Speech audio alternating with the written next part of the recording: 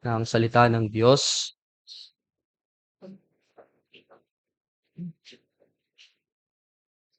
At isa sa ating mga confession, ang Heidelberg Catechism. At tayo ngayon ay nasa Lord's Day 40. Ang Lord's Day na ito ay naglalaman ng tatlong tanong at sagot. Ang tanong at sagot, 105, 106, at 107. Ganito ang sinasabi ng tanong 105. Ano ang hinihingi ng Diyos sa ika-6 na utos? Ang sagot, na hindi sa pag-iisip, ni sa mga pananalita, ni sa mga pagkilos, lalong higit, hindi sa mga gawa, na aking lalapastanganin, pamumuhian, susugatan, o papatayin ang aking kapwa sa pamamagitan ko o sa pamamagitan ng iba. Kundi pa nga, isasantabi ko ang lahat ng pagnanais na makapaghiganti. Gayon din, na hindi ko sasaktan ang aking sarili, ni kusang loob kung ilalantad ang aking sarili sa anumang panganib.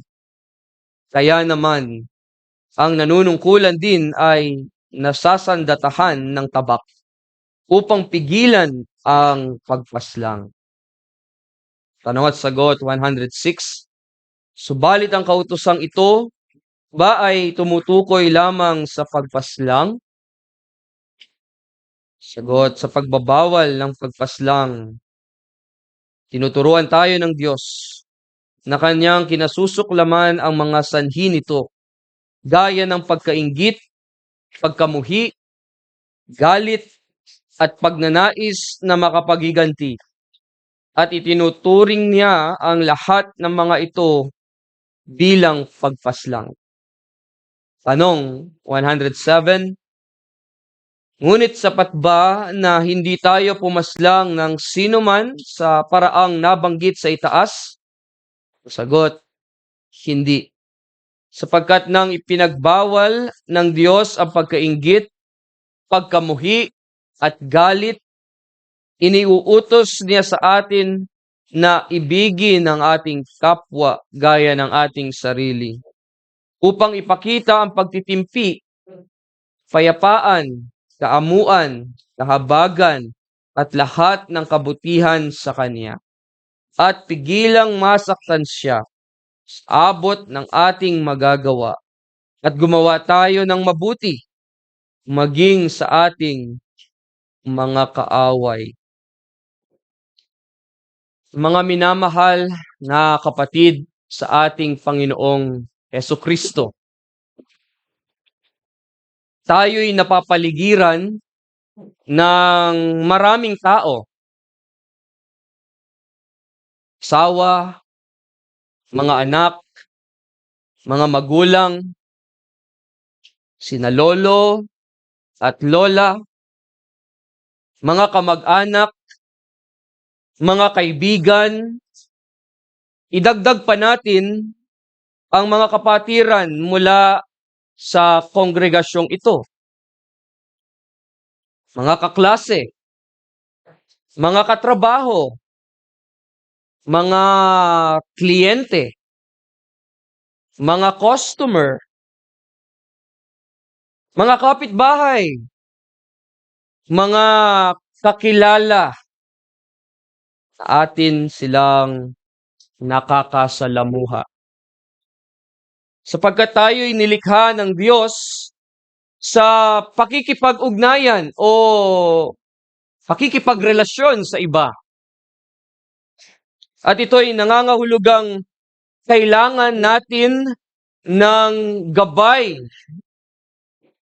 sa kung paano natin tatratuhin ang lahat ng tao sa tamang paraan.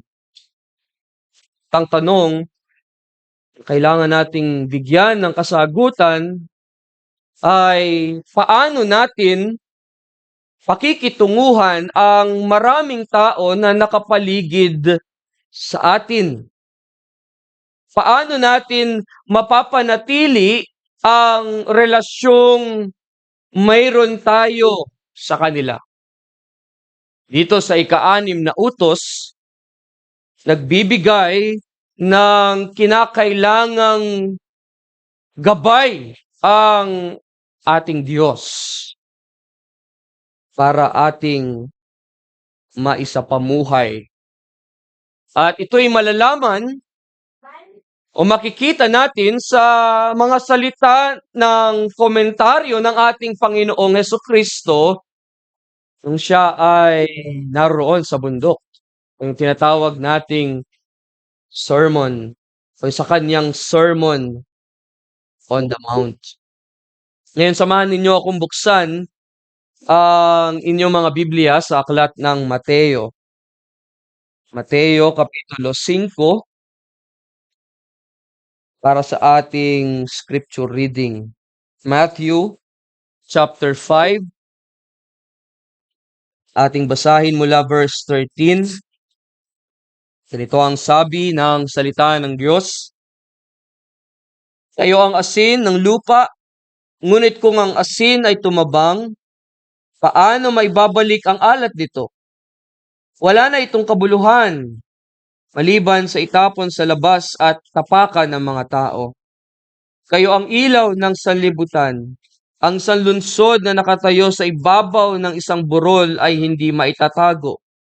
Hindi nila sinisindihan ang isang ilawan at inilalagay sa ilalim ng isang takalan, kundi sa talagang patungan at nagbibigay ng liwanag sa lahat ng nasa bahay. Paliwanagin ninyo ng gayon ang inyong ilaw sa harap ng mga tao, upang makita nila ang inyong mabubuting gawa at luwalhatiin nila ang inyong Ama na nasa langit. Talon tayo sa verse 21. Narinig ninyo na sinabi sa mga tao noong unang panahon, huwag kang papatay, at ang sino mang pumatay ay mananagot sa hukuman.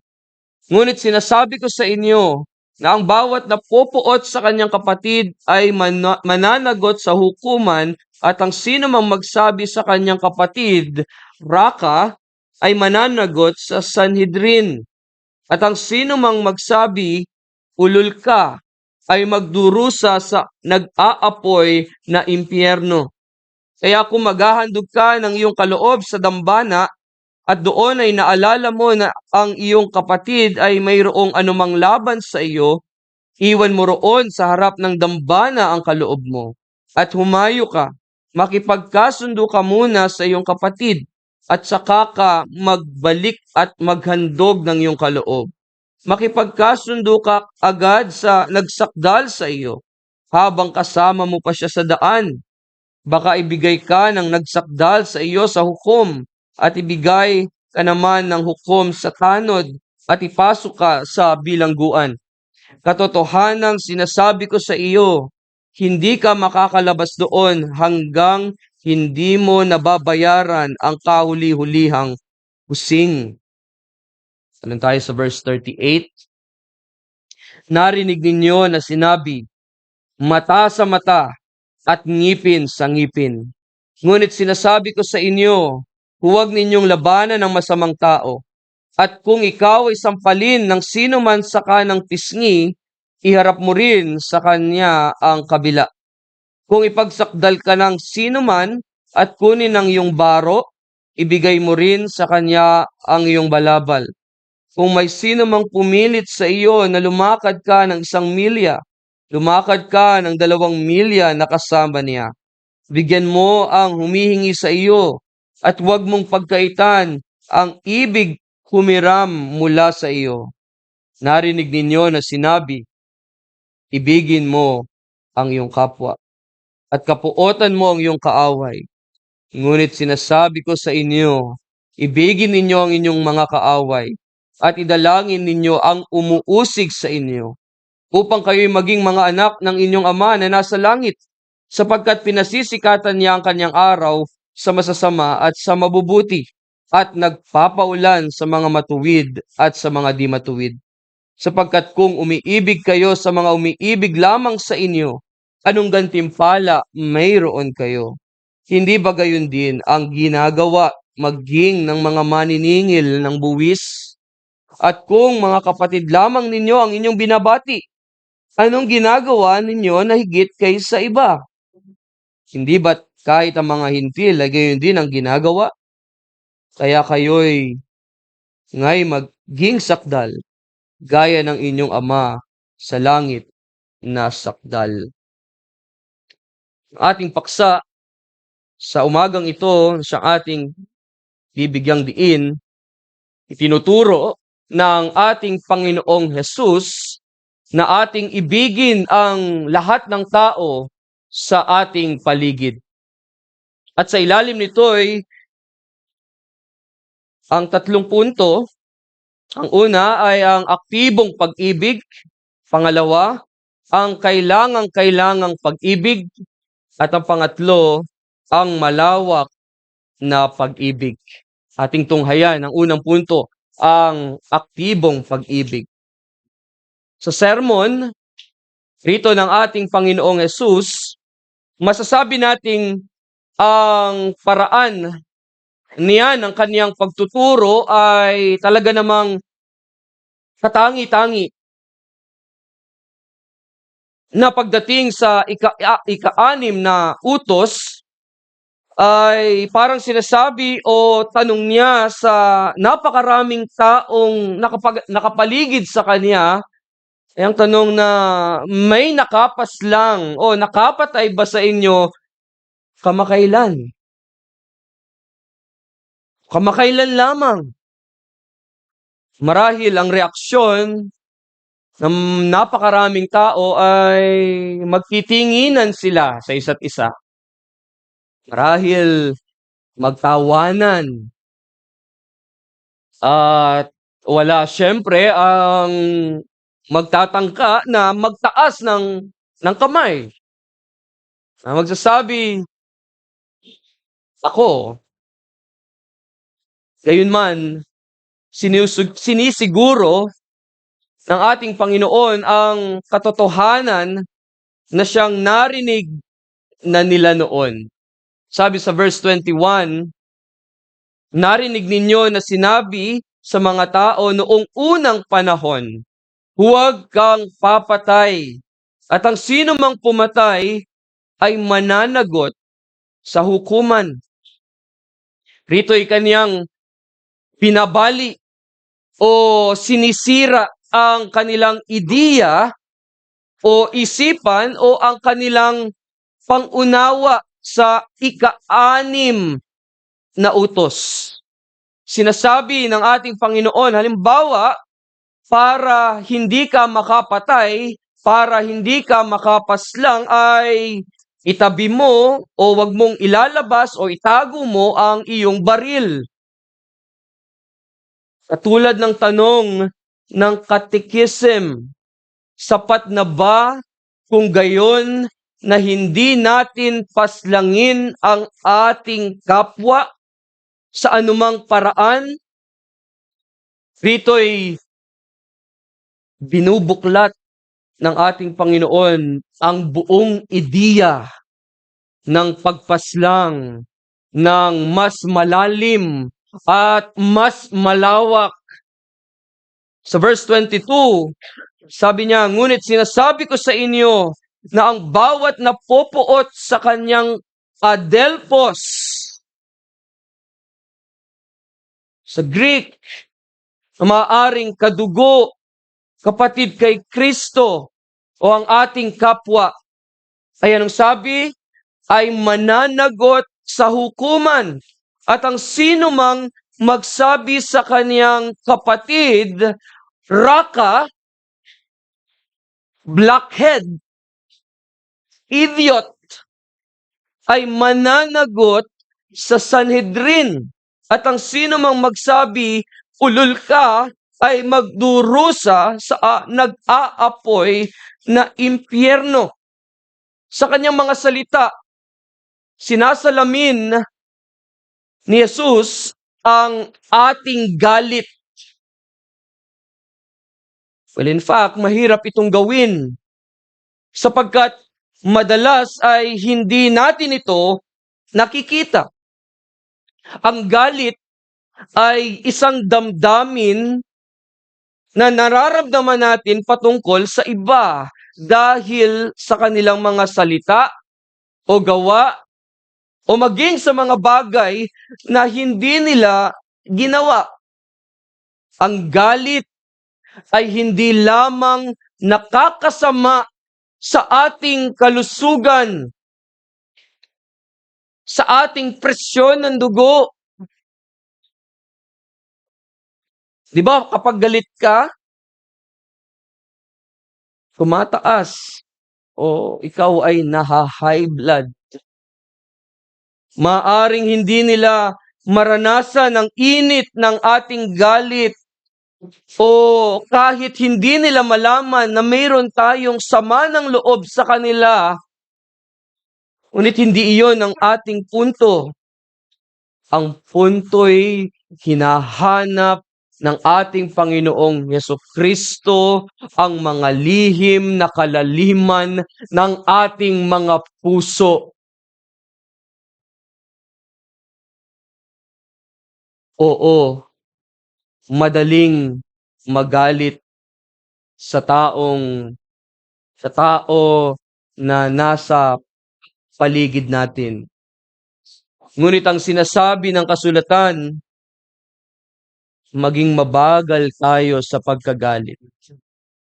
Sapagkat ang galit ng tao ay hindi gumagawa ng katuwiran ng Diyos. Yan ang sinabi sa James chapter 1 verses 19 to 20. Yung salitang raka, ito ay uri ng salita na iyong sinasabi na may kasamang pagmamaliit. At ito'y seryosong kasalanan ayon sa ating Panginoong Hesukristo. Na sa katunayan, nagiging paborito na nating libangan ito. Sa ating isipan, sinasabi natin na mas mabuti tayo kaysa sa iba. Hayagman o ito'y tago, ang mga ito ay nakakasakit sa buhay na ibinigay ng Diyos sa ating kapwa. Sabi ng Katekism, hindi ko kamumuhian, susugatan, o papatayin ang aking kapwa sa pag-iisip, ni sa mga pananalita, ni sa mga pagkilos, lalong higit hindi sa mga gawa. Hindi ba totoo na ang mga taong malapit sa atin ang madalas na tinatrato natin ng pinakamasama? Ang ating pamilya sa pananampalataya, tulad ng ating mga kapatid kay Kristo sa iglesia, ang mga taong kasama natin araw-araw, tulad ng ating mga anak, asawa, at magulang. Ang totoo, sila ang nasasagasaan ng ating kalupitan sa salita, isip, at gawa. Ngunit dahil sa biyaya ng Diyos, sa pamamagitan ni Kristo Jesus, tayong lahat ng mga guilty, na patunayang nagkasala, tayong lahat na nagkasala ng pagpaslang ay hindi mananagot o magdurusa man. Kaya ngayon ang tanong ay hindi na kung paano natin iiwasan ang pinakamasama para sa ating kapwa, kundi kung ano na ang nais nating pinakamainam o pinakamabuti para sa kanila. Na sa halip na sila'y ating pagtawanan, na sa halip na sila'y ating batikusin, sabi ng Katikisim, iniuutos niya sa atin na ibigin ang ating kapwa gaya ng ating sarili upang ipakita ang lahat ng kabutihan sa Kanya. At doon natin maipapakita ang aktibong pag-ibig natin sa ating kapwa. Sabi ni Kristo sa verse 16, paliwanagin ninyo ng gayon ang inyong ilaw sa harap ng mga tao, upang makita nila ang inyong mabubuting gawa. Hindi maitatago. Hindi natin maitatago ang ating pagiging Kristiyano. Na kahit saan ka pa mapadpad, walang sikretong Kristiyano. Magliliwanag at magliliwanag ka dapat sa gitna ng mga taong nakapaligid sa iyo. Malalaman at malalaman nila na ikaw ay isang Kristiyano. Hindi mo iyon makakayanang maitago. Lalabas at lalabas ang tunay na ikaw. Ikaw ay isang Kristiyano, tagasunod ni Kristo. Siyempre, wala ring sikretong pag-ibig. Ang maraming tao sa ating paligid, kailangan nila ang ating liwanag. So hindi lang pala tayo dapat magliwanag sa loob ng iglesia o magliwanag tuwing Sunday o Lord's Day lang. Tayo'y ilaw. Sabi ni Kristo, ilaw, sa verse 14, ilaw ng sanlibutan. At sa pamamagitan ng ating mabubuting gawa, makikita nila ang ating aktibong pag-ibig. Tumatawag ang Panginoong Jesucristo sa atin, mga kapatid, na ating masikap na matupad ang ating layunin dito sa sanlibutang ito. Sabi ng Katikisim, upang ipakita ang pagtitimpi, kapayapaan, kaamuan, kahabagan, at lahat ng kabutihan sa Kanya, sa lahat ng tao, sa ating paligid. Yan ang aktibong pag-ibig na marapat na ating ipamalas sa ating kapwa. At ang pangalawa, ang kailangang pag-ibig. Ang utos na magmahal ay napakahalaga. At dapat din natin gawin iyon agad-agad. Kaya kung may hidwaan, ibig sabihin ay meron kayong magkaiba kayo ng opinyon, hindi kayo pagkakaintindihan sa naging desisyon, kapwa kayo may mga masakit na mga salita na nabitawan kamakailan lang, tapos ang nangyari ay naghiwalay na lang kayo basta-basta na mayroong galit na naiwan sa inyong puso. Ang tanong na hanggang ngayon, so pumasok ka sa iglesia, may galit ka pa rin sa sino man. Tapos lalabas ka sa iglesia, dala-dala mo pa rin ang sama mo ng loob sa iyong kapatid. Dapat tayo'y nagtutulungan upang magkasundo agad.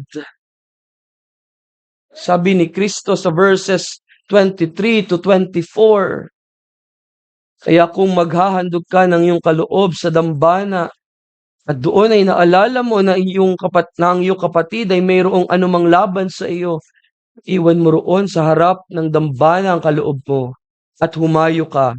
Makipagkasundo ka muna sa iyong kapatid at saka ka magbalik at maghandog ng iyong kaloob. Iyan ang tungkulin na ibinigay sa atin, sa iyo ng Diyos. Kailangan mong gawin iyon kaagad. Bakit? Dahil mas mabuti nang maghintay ang saserdote doon sa dambana kaysa hayaang maghintay ang iyong kapatid sa iyong pagpapakumbaba at pagsisisi sa iyong nagawang kasalanan. Ang tunay na pakikipagkasundo ay mayroong dalawang bahagi. Pang-una ay mayroon tayong dapat sabihin sa ating kapwa, sa ating kapatid, na maaaring ito ay isang pagsisisi sa kasalanan, isang paumanhin, o simpleng pag-uusap ng mas maayos tungkol sa mga issue. Daan nating hindi ito optional. Dapat itong mangyari kaagad. Na bago mo ihandog ang iyong kaloob sa Diyos, sinabi ni Kristo, humayo o pumunta ka, makipagkasundo ka muna sa iyong kapatid. Sapagkat hindi talaga tayo magkakaroon ng kapayapaan mula sa Diyos. Hanggat hindi natin sinusubukang itama ang ating mga pagkakamali. Hanggat hindi natin inaamin ang ating mga kasalanan, hindi lamang sa Panginoon, ay kinakailangang umamin ng ating kasalanan, maging pati na rin sa ating kapwa. Pati na rin sa mga tao na nakapaligid sa atin, lalong-lalo na sa ating mga kapatid, sa Panginoong Jesucristo. Kung minsan ay nagtataka tayo kung bakit may pakiramdam na parang ang layo ng Diyos sa atin. Nagtatanong tayo kung bakit ang ating mga dasal ay pakiramdam natin ay walang saysay. Baka naman tayo'y nagtayo na ng pader sa pamamagitan ng pagtanggi na makipagkasundo sa ating kapwa o sa ating kapatid, lalong-lalo na sa ating kapatid sa Panginoon. Pangalawa, kung nagawan mo na ng paraan ang iyong gusot sa ibang tao, humayo ka, maghandog ng iyong kaloob. Sapagkat pagkatapos ng pagkakasala, mayroon din tayong dapat ipahayag sa Diyos at kailangan nating ibalik o ayusin ang ating relasyon sa Kanya. Kailangan natin ang Kanyang kapatawaran. Kailangan natin ang Kanyang awa, ang Kanyang biyaya upang tayo'y matulungan niyang magpatuloy sa tamang paraan. Ang pagmamahal sa isa't isa ay nagsasabing kailangan nating ayusin ang ating mga di pagkakaunawaan. Ayusin na natin ang mga ito sa lalong madaling panahon bago pa ito lumala. May kasabihang patayin na natin agad ang apoy. Pero hindi lamang hanggang doon, kundi patayin natin ang apoy ng may pagmamahal. Yun ang magtatakip. Ngayon ang tanong, hinihintay ba natin na lapitan tayo ng taong iyon? Ipagpipilitan ba natin na dapat may kondisyon na mangyari muna bago tayo magpatawad? Yun ang tanong na napakahirap sagutin, hindi ba? Napakahirap sagutin. Pero, paano kung ganito rin ang ginawa ng Diyos sa atin? Paano kung naghintay ang Diyos na lapitan natin siya? Kaso hindi eh. Naparito siya. Hinanap niya tayo. Na nung tayo'y makasalanan pa, si Kristo'y namatay para sa atin. Diba? Sabi yun ng Romans chapter 5 verse 8. Subalit pinatutunayan ng Diyos ang kanyang pag-ibig sa atin na noong tayo'y mga makasalanan pa, si Kristo ay namatay para sa atin. Habang tayo'y mga kaaway pa niya, namatay si Kristo doon sa krus ng Kalbaryo para sa atin. Kaya sa parehong paraan, dapat tayong laging handang tanggapin ang taong nagkasala sa atin.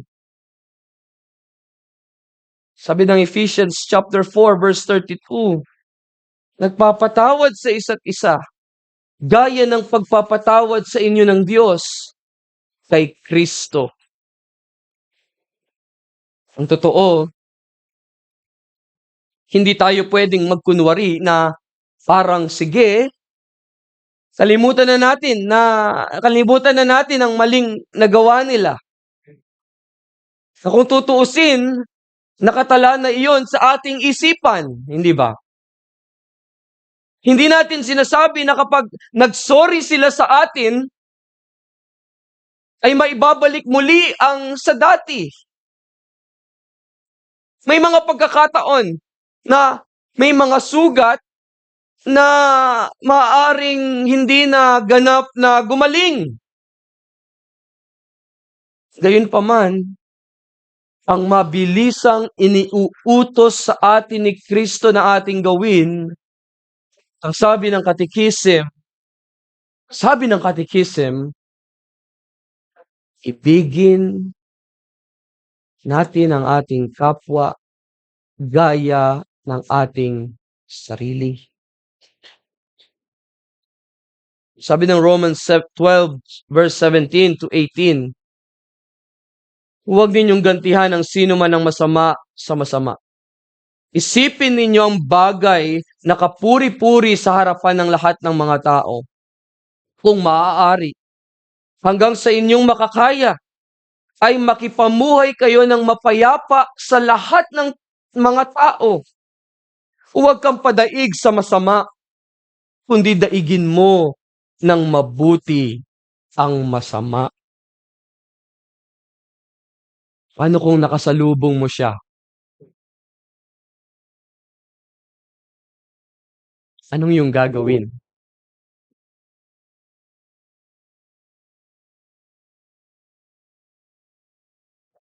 Nawang malawak na pag-ibig. Totoo, na iba't iba ang tao. Iba't ibang uri ng tao ang nasa ating paligid. Siyempre, hindi lamang ang mga taong gusto natin kasama, kundi pati na rin ang mga taong kaya nating tiisin.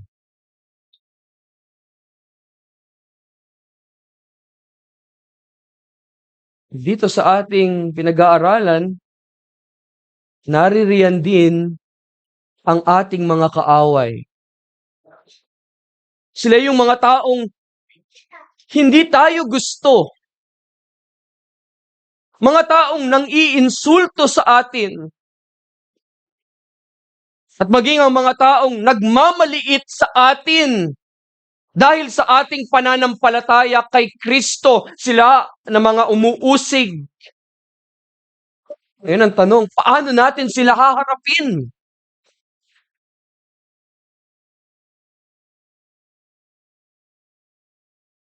Dito'y binanggit ni Jesus ang batas sa Old Testament, ang batas ng paghihiganti. Sa verse 38, ang sabi niya, narinig ninyo na sinabi, mata sa mata, ngipin sa ngipin.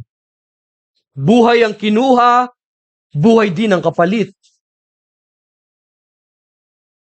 Gayunpaman, sa sumunod na talata, sa verse 39, inihahayag niya ang isang bagong paraan. Sabi niya, ngunit sinasabi ko sa inyo, huwag ninyong labanan ang masamang tao. At kung ikaw ay sampalin ng sino man sa kanang pisngi, iharap mo rin sa kanya ang kabila. Ibig sabihin, huwag kang gaganti. Dito itinataguyod ng ating Panginoon ang katarungan.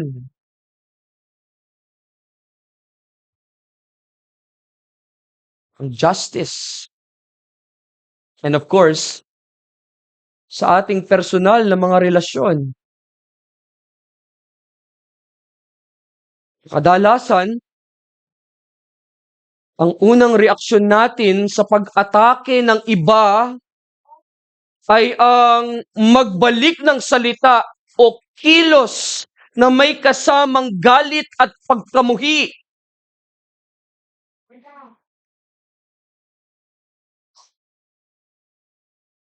Paano tayo magre-react?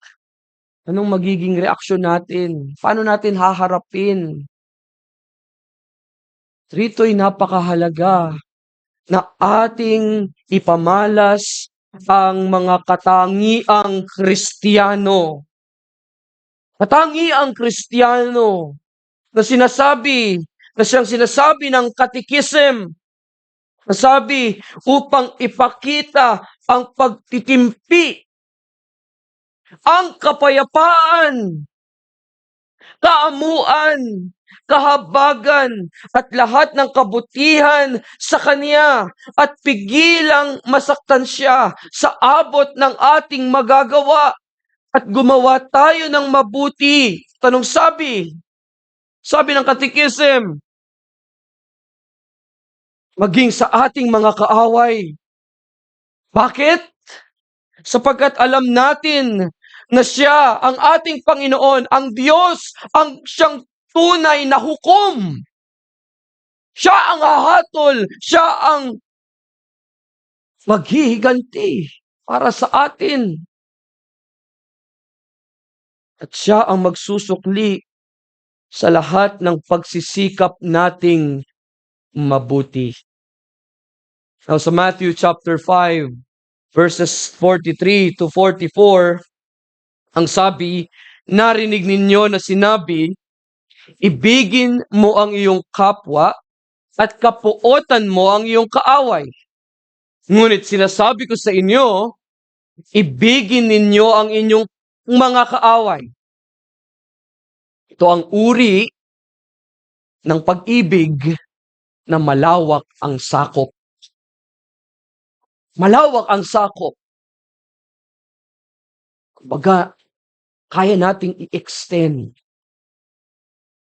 Na sa halip na tayo'y gumanti, tayo'y tinatawag, inuutusan na magpakita ng pag-ibig sa ating kapwa. Sa ating ipanalangin. Sa ating ipanalangin. Ang ganda ng sinabi ni Pastor Stephen Key. Comment niya sa ating Catechism na pinag-aaralan ng Lord's Day 40. At kung bakit natin ito ginagawa, and I quote, ang sabi niya, we do so recognizing the glorious possibility that even among our enemies, there may be an elect brother or sister. Sa Tagalog, ginagawa natin ito sa pagkilala sa kamangha-manghang posibilidad na kahit sa gitna ng ating mga kaaway, mayroong o maaaring mayroong isang hinirang o pinili ng Diyos.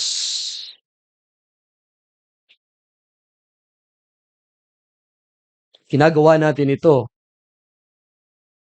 para sa kaluwalhatian ng pangalan ng Diyos. Ating ibigin ang lahat ng tao sa ating paligid. Mahalin natin sila ng may aktibong pag-ibig, ng may kailangang pag-ibig, ng may malawak na pag-ibig. Sa probidensya ng Diyos, mamahalin natin sila ng isang pag-ibig na tulad ng kanyang pag-ibig. Amen. Tayo manalangin.